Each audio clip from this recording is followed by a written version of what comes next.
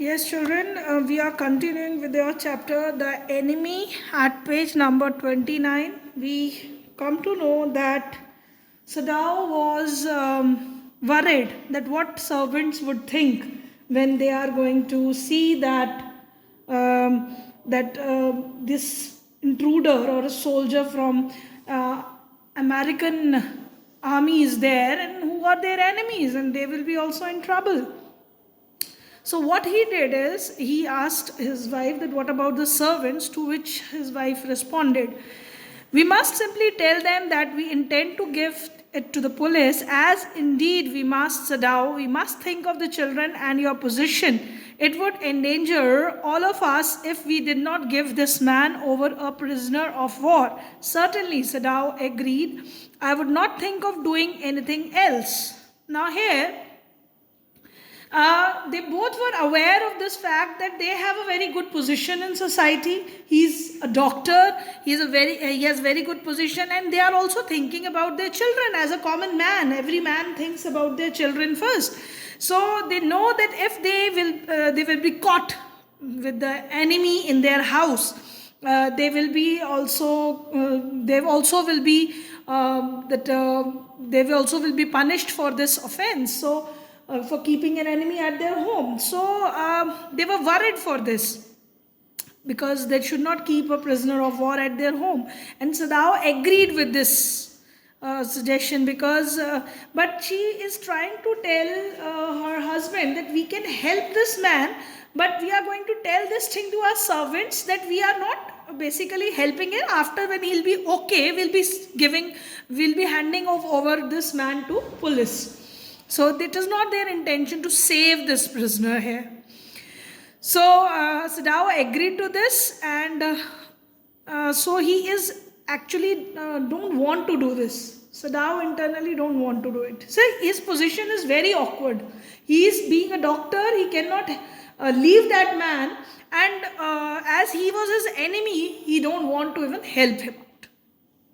Thus agreed together, they lift the man. He was very light, like a fowl that had been half-starved for a long time, until it is only feather and skeleton. So his arm hanging, they carried him up to the steps and into the side house, door of the house. This door opened into a passage, and down to the passage they carried the man towards an empty bedroom. It had been the bedroom of Sadao's father, and since his death it had not been used. They laid the man on the deep matted floor. Everything here had been Japanese to please the old man, who would never in his own home sit on the chair or sleep in a foreign bed. Hana went to the wall cupboards and slid back a door and took out a soft quilt. She hesitated. The quilt was covered with flowered silk, and the lining was pure white silk. Now they both took the man. Now this man is being compared to a fowl. Fowl is, a bird which is kept for meat or egg. So he was as light as that. They're comparing this man with that thing. And they are also referring that he was so weak that the fowl which is starved for a long time, it becomes very lean, thin.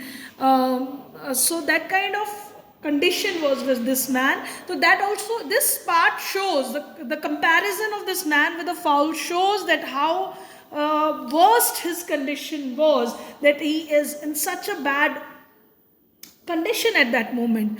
So when they took him to the room, that room was Sadao's father room.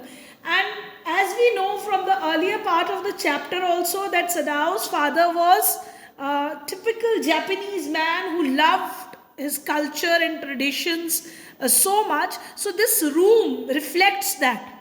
The furniture in the room, it was totally Japanese. Japanese don't lie on the bed which is above the floor. They sit on the floor. They eat sitting on the floor. They lie on the floor. So the room was like that, typical a Japanese room.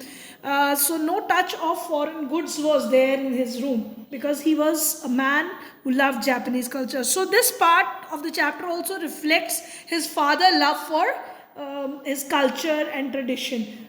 Previously also it was referred where? Can you tell me where it was reflected?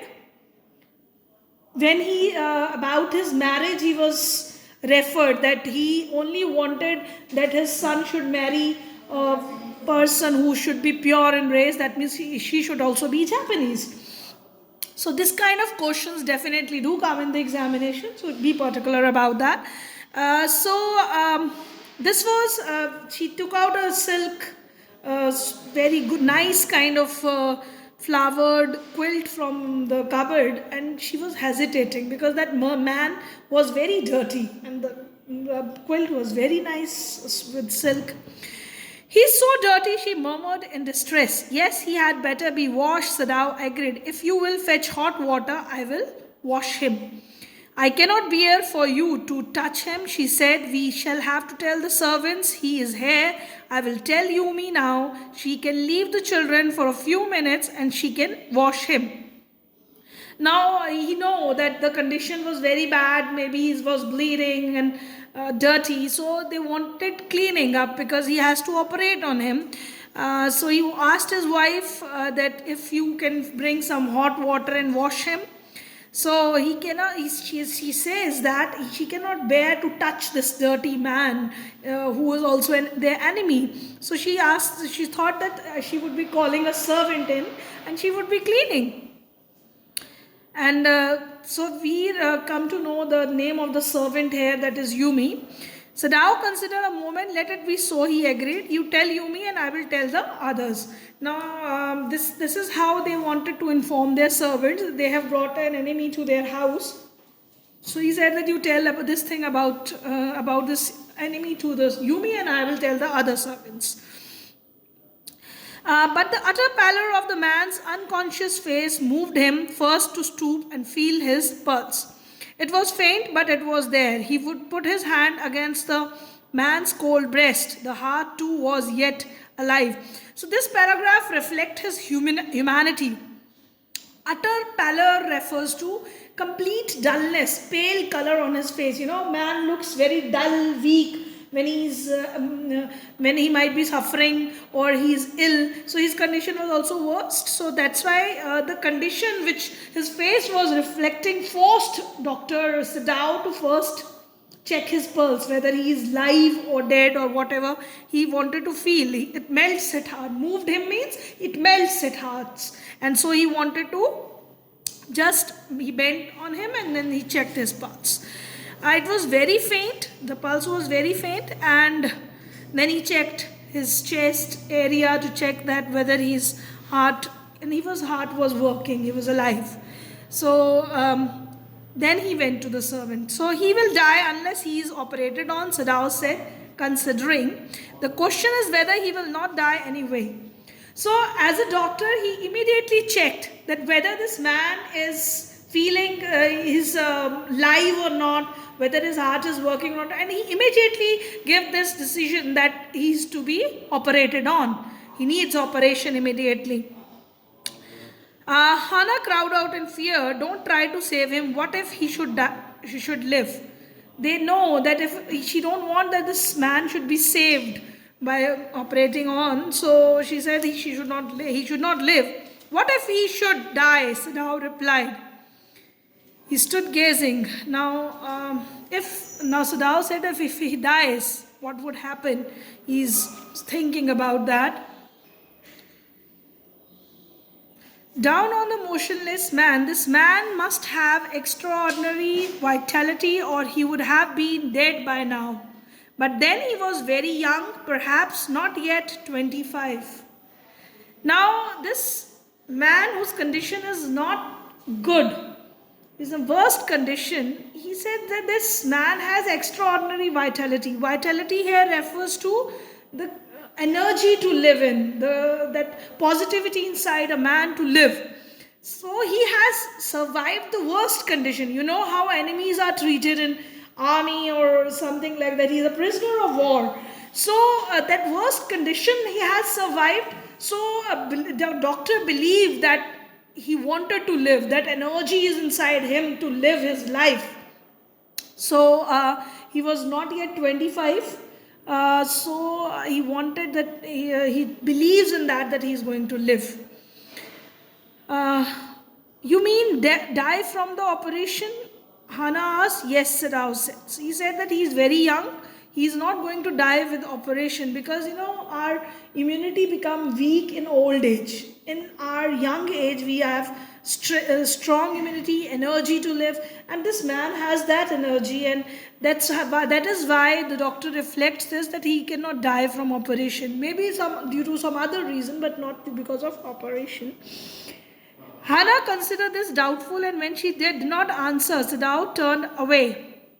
At any rate, something must be done with him, he said, and first he must be washed. He went quickly out of the room, and Hannah came behind him. She did not wish to be left alone with the white man. He was the first, she said, that since he left America, and now he seemed to have nothing to do with those whom she had known there. Here he was her enemy, a menace, living or dead. Now, Hannah was still doubtful that this man is going to survive. Again, this point of time, this reflects the worst condition of this man. She is not believing that he is going to survive. His condition is so bad. Next, he says that what could be done before operation is just to clean him up. First, he should be washed, and she also came behind him. She don't want to stay in the room where this enemy was lying. Although he lived in a country, they have lived in that country, America, for so many years. But presently, she was treating him as their enemy. Hannah is also considering him as their enemy. So she referred that whether this person is living or dead, he is a menace. Menace means he is a danger. Even if he is going to survive, he is danger for them. Dead, then also he was a danger. She turned to the nursery and called Yumi. But the children heard her voice, and she had to go in for a moment and smile at them and play with the baby boy, who nearly 3 months old. So they have small children. Baby boy was 3 months old. So when the children heard their voice, they responded to their mother. So leaving all her tension, she went immediately to the room, showing her cheering face. So now you are going to tell me that what does this reflect about the wife, about Hannah, that what kind of lady she is. The smiling face.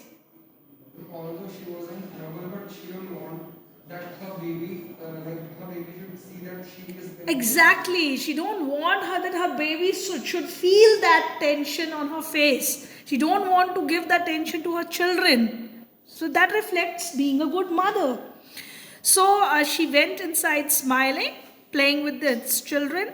Over the baby's soft black hair, she motioned with her mouth, "Yumi, come with me." And when she went inside, her black hair was there. She motioned with her mouth. She loved it, and she moved the hair with her mouth. Now, and then after that, she just asked the servant to come with her. "I will put the baby to bed," Yumi replied. "He is ready." And now she said that I'm going to put the baby into the bed. He's about to sleep and he's ready. He went with Yumi into the bedroom next to the nursery and stood with the boy in her arms while Yumi spread the sleeping quilts on the floor and laid the baby between them. Now they are making the beds comfortable so that the children could lie up there. Then Hannah led the way quickly and softly to the kitchen. The two servants were frightened at what their master has just told them. The old gardener, who was also a house servant, pulled the few hairs on his upper lip. "The master ought not to heal the wound of this white man," he said bluntly to Hannah. "The white man ought to die first. He was shot. Then the sea caught him and wounded him with her rocks. If the master heals what the gun did and what the sea did, they will take revenge on us." Now here, when Hannah went to the kitchen, he found the other servant, because Dr. Sadao has already told the other servants about the present condition in their house. So all the servants looks worried at that moment there, and they were reflecting their worry. The servants, he was just pulling his few hair on his head, and then he was rolling his lips up there, and then he clearly told to Hannah that their master, Dr. Sadao, should not help this man. And what was his reason of giving this? that this he has to die because he was first shot by this, and then he was thrown into the sea. Sea also caught him, and rocks also wounded him. And this condition, this if because he believes that God wanted to kill this man through this all sufferings. But if Dr. Sadao is going to save this man, it would be against the God's wishes. So he should not do that. So this reflects his superstition. Belief. Some people believe in this kind of things. He was not giving a sensible reason that maybe that we are going to suffer. He was giving this religious reason that maybe the superstition is there in him, though that he should be killed, he should die, and we should not go against the wishes of God. I will tell him that you say, Hannah replied courteously, but she herself was also frightened, although she was not superstitious as the old man was. Now she says that I'm going to tell this to your master, Dr. Sadao, that but she also inside herself, she was afraid about their condition. The reason was not the superstition, but the reason was that she was afraid for her family, that her family is going to suffer. Could it ever be well to help an enemy? Nevertheless, she told Yumi to fetch the hot water and bring it to the room where the white man was. So she wanted to clean up that man, so he ordered the servant to bring the hot water to that room. She went ahead and slid back the partition. Sadao was not yet there. Yumi, following, put down her wooden bucket. Then she went over to the white man. When she saw him, her thick lips folded themselves into stubbornness. I have never washed a white man, she said, and I will not wash so dirty a one now. So here the servant is reluctant to do this thing, that she don't want to clean this man. She said directly to her mistress that I'm not going to clean this man. He's so dirty. The reason she gave is two reasons. That first, she have never cleaned a white man. Second is he's so dirty. Hannah cried at her severely, you will do what your master commands you. Obviously, she gets angry. She strictly tells that you have to do that which your master tells you. But there was no so fierce a look of resistance upon Yumi's round, dull face that Hannah felt reasonably afraid. After all, if the servant should report something that was not as it happened. So, the resistance, she is not willing to do that, the servant, and she give that look to her mistress that I am not going to clean. So that look made this Yumi, when she resisted doing cleaning this man, she also felt afraid, because if these servants are going to report about it, anybody can inform to the police or the officials about him. So she was feeling afraid for herself also. I will have nothing. So very well, she said with dignity, you understand with what you want to bring him to this census so that we can turn him over as a prisoner. But she reflected that to her. She don't want that she should report it to the police. So she says that we are going to clean him up, make him clean, and then we are going to hand it over. He is a prisoner of war. We are also going to hand it over. So she clearly said that I have nothing to do with it. Yumi said, I am a poor person and it is not my business. As she was a poor lady, she don't want to be getting involved in all these legal issues. So she simply get out of that matter. Yeah, I'm not going to involve. I'm a poor person. I will have nothing to do with it. Yumi said, I am a poor person and it is not my business. Then please, Hannah said gently, return to your own work. So she simply sent her back, as she is reluctant to do. At once Yumi left the room, but this left Hannah with the white man alone. She might have been too afraid to stay had not her anger at Yumi's stubbornness now sustained her. Now she didn't left the room. She was alone with that man, and now she was not feeling that bad for that man, because the resistance her servant has shown towards her, it made her angry. So she was a little bit calm at this moment. So her anger was She was feeling angry at her stubbornness, the way the servant. Stupid Yumi, she muttered fiercely. Is this anything but a man and a wounded, helpless man? She replied to that. This man is helpless. What can a man can do who's still himself suffering? In the conviction of her own superiority, she bent impulsively and untied the knot rugs that had kept the white man covered. When she had his breast bare, she dipped the small clean towel that Yumi had brought into the steaming hot water and washed his face carefully. The man's skin, though rough with exposure, was of a fine texture and must have been very blunt when he was a child. Now she herself cleaned him because she was at this moment she was feeling that in that conviction, her belief, conviction refers to belief. She was believing this thing that I am superior, I can do this, I am great, I can do anything. If the servant is not going to do, I can do it. In that anger, she cleaned him. Otherwise, she was also not willing to clean him. So she cleaned him up, and she felt that this man, who as a child he might be very plump kind of a child, who is having blonde refers to the child with golden hair. He was having golden beard and golden hair. So that kind of child he might be as a when he might be a child. So that kind of thinking she believed. While she was thinking these thoughts, though not really liking the man better now that he was no longer a child, she kept on washing him until his upper body was quite clean. But she dared not turn him over. Where was Sadao? Now her anger was ebbing and she was anxious again, and she rose, wiping her hands on the wrong towel. Then, lest the man be chilled, she put the quilt over him. Sadao, she called softly. Now she was going through all these thoughts, looking about the man, the skin texture and all these things. And she was thinking that where she kept the body very clean, and then she was thinking where her husband has remained, where is he right now, and she's feeling angry, and her anger is ebbing towards this man. Earlier she was angry at this man. Looking at his condition, cleaning him, he was so bad. Human being look very helpless when he is in such condition. He could be anyone, he could be enemy. So her anger was ebbing. Ebbing means moving back.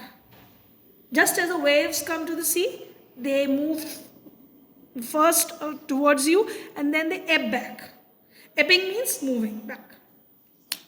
So, but she was anxious with where her husband is, and she put that quilt over him, and then she called her husband. He had been about to come in when she called. His hand had been on the door, and now he opened it. She saw that he had brought his surgeon's emergency bag and that he wore his surgeon's coat. He was in his doctor's uniform, about to operate him. He come with his bag, operation bag with which he is going to operate him. You have decided to operate, she cried. Yes, he said shortly. He turned his back to her and unfolded a sterilized towel upon the floor of the tokonoma alcove and put his instruments out upon it. Now he is ready for the operation. His wife also asked him that you are going to operate him. He kept that sterilized towel and all the other instruments there. Tokonoma is a kind of a alcove, a place where they put the decorative things there. So he put there all these things. Fetch towel, he said. He said, bring towels. She went obediently, but how anxious now, to the linen shelves and took out the towels. There ought also to be the old piece of matting so that the blood would not ruin the fine floor covering. She went out to the black veranda where the gardener kept strips of matting with which to protect delicate shrubs or cold nights, and took an armful of them. Now when she was bringing in the towels, she also thought that she should bring some kind of rugs which are kept in the garden because when some person is getting operated, blood flows out there. So she don't want that the beautiful house or the bed cover and all these things should be ruined. So she wanted to put those things, rough things there, so that it should not make the things dirty in the room. But it was of no use. when she went back. But when she went back to the room, she saw this was useless. The blood had already soaked through the packing in the man's wound and had ruined the mat under him. So where he was lying on the mat, it was already ruined by the blood. Oh, the mat, she cried. Yes, it is ruined, Sadao replied, as though he did not care. Help me to turn him, he commanded her. So he was helping. She wanted help from his wife so that he could operate him properly. She obeyed him without a word, and he began to wash the man's back carefully. Yumi would not wash him. She said, "Did you wash him then?" Sadao asked, not stopping for a moment his swift, concise movement. "Yes," she said. Now, here, the doctor, she told her husband that servants were reluctant to do the work, that she don't want to clean him. And so she herself, so he asked the question that, "You cleaned him?" So she said yes, but he was busy in doing his work. He was listening to his wife, but he was more concerned to do his work at this moment. Now, till here I'm going to end our today's lecture. We'll be discussing few more things in this class.